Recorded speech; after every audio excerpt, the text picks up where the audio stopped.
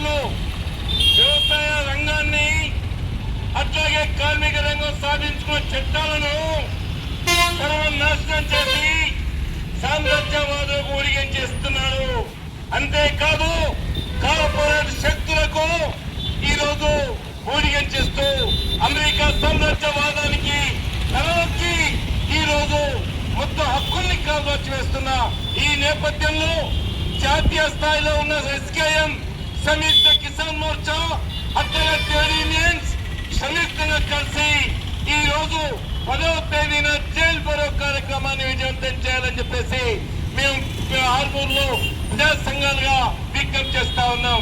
మిత్రులారా, ఈ రోజు 12 సంవత్సరాలుగా మోడీ సర్కార్ ఏదైతే కార్పొరేట్ శక్తులకు తలవొక్కి మూడు వ్యవసాయ వ్యతిరేక చట్టాలని, కార్పొరేట్ అనుకూల చట్టాలని తీసుకువస్తే 13 మాసాలు ఉద్యమం చేసి తర్వాత 734 మంది అమరత్వంతో ఉద్యమం కొనసాగింది.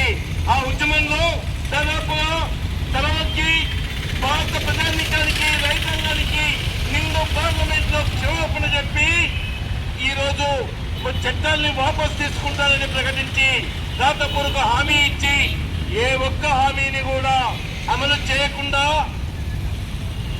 చేయకుండా మరో రూపంలో ఇలా విత్తన చట్టం కావచ్చు, నూతన విద్యుత్ చట్టం కావచ్చు, అనేక చట్టాలు తీసుకొచ్చి తిరిగి సామ్రాజ్యవాదులకు వ్యవసాయ రంగాన్ని ఒప్పచెప్పడానికి ఇచ్చేస్తా ఉన్నాడు.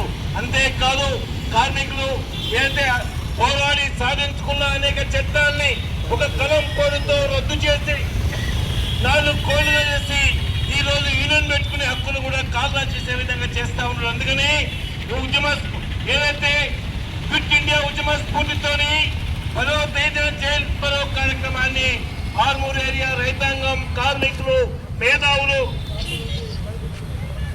కార్యక్రమాన్ని విజయవంతం చేయాలని చెప్పేసి విజ్ఞప్తి చేస్తా ఉన్నాం.